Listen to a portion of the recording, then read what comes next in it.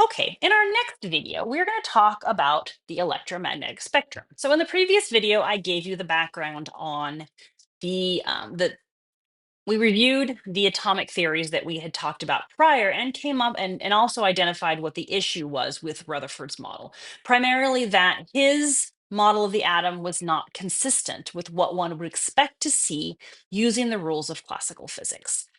So we indicated that there was this issue with this light reflection that was one of the key issues that was seen. So we're going to take a little discussion just to re-ground everybody in the electromagnetic spectrum and these emission spectra so we understand how this moves into the next bit.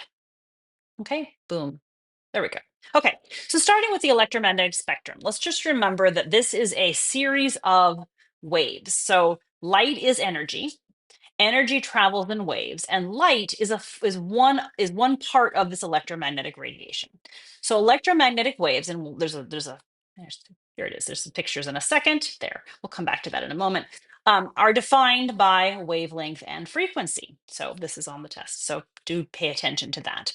The important thing for you to note is that wavelength, which is the distance between the two wave peaks, the top of the wave, and the frequency, which is the number of waves that would pass a certain point in a second, are inversely proportional. So a short wavelength means a high frequency, a low frequency means um, a longer wavelength. So high frequency wave energy has high energy.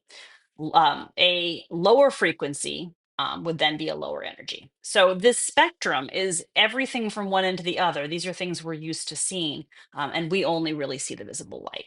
So looking at a picture of this just does help explain. If you look at the part circled in blue, it indicates the very high energy gamma rays at these very high frequencies are also known to have a lot of energy. So this just gives you this perspective. So what I want you to take from this is to understand that each individual color of light, where color being, in our case, the visible spectrum, is related to a particular wavelength or frequency of light. The part we see is only visible, but the important part that's going to really relate to the electron bits is each color that we see is a different wavelength or frequency of light. And knowing what that different wavelength or frequency is can give us information that we can use later. And so if you see a particular light color come off, then it represents a particular frequency of light. Okay, so moving forward, oops, will it move forward? There it is. This is just a picture of the different types of electromagnetic radiation. So you will see this, there'll be a test question on this to understand just the range. This is there's a lot of this that goes into physics, but for our case, I want you to really be able to take away from this, the visible light being the part of the center. As the wavelengths get higher, as the frequency increases, becomes more energetic, and you'll see the ultraviolet X-rays and gamma rays are things that are used and actually can cause damage to the body. As you go to the lower frequencies and the longer wavelengths, these are things such as heat, microwaves, and radio that are lower energy. And I would be likely to ask you a question as to how things relate on this scale, the differences between them. But all of these things that you're used to seeing, all of them have different functions, but they are really all just parts of the electromagnetic spectrum at different wavelengths or frequencies. And therefore they all, their different properties are based on what that frequency would be. Okay, so what does that mean for us from a chemistry perspective? So let's talk to you about emission spectra and what is that?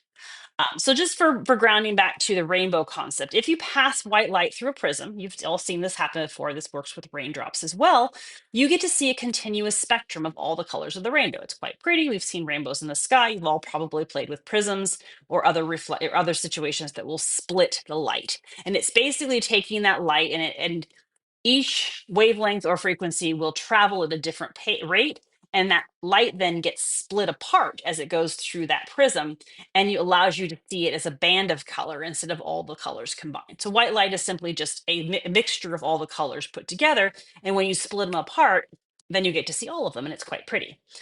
In contrast, if you take that same light, then pass it through a prism that's come from an excited state of a pure chemical, you don't get a continuous spectrum of light. So let me just explain to you what the experiment was.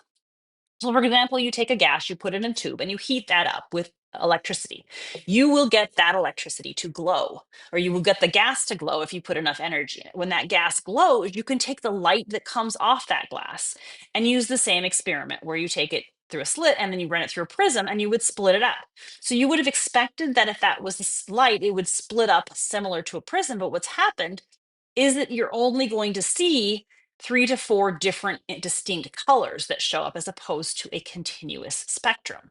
So these are called emission spectrum, and they are related to the character of that particular element.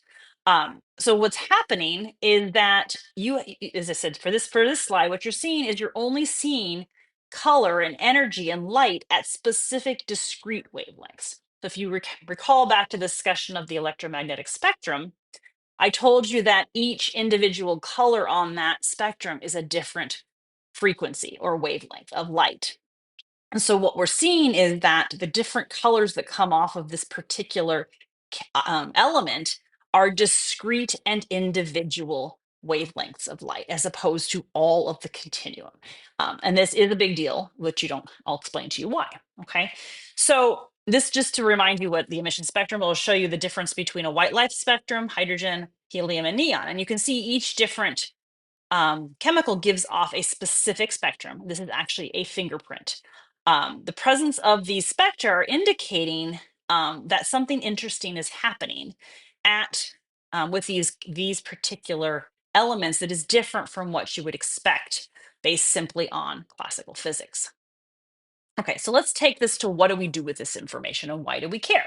So this basically is back to the idea that we saw that Rutherford noticed that hydrogen had this distinct spectrum, didn't understand why this was happening, and they had then realized, or the people looking at his model realized that we needed to come up with a different model in order to explain why the electrons were not crashing into the nucleus, but also why these light spectrum existed.